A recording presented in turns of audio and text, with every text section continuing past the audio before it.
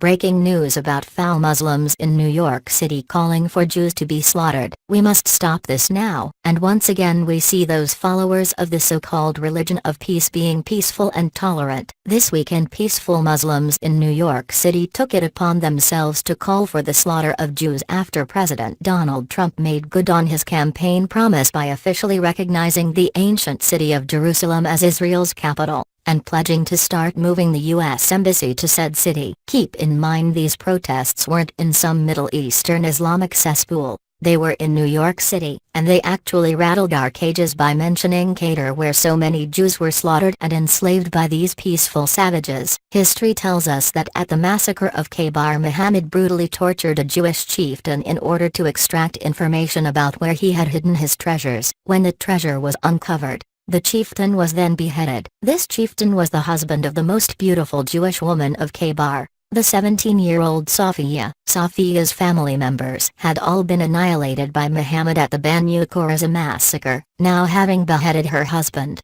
the Prophet took Safiya as his own sex slave and copulated on the very same night of the massacre. Sounds like Islam at its best, doesn't it? Via WND. Taking apart the Islam is religion of peace claim former U.S. House candidate, it's really subversive and seditious. Thinking of appeasing your Muslim friends and neighbors by calling Islam the religion of peace? Be careful, you may end up inadvertently angering them. According to Wisconsin-based businessman Paul Nellon, we're out there saying Islam is the religion of peace, and they've read their Quran and they know it's not the religion of peace, Nellon told host Susan Knowles on Monday's episode of Stand for Truth Radio.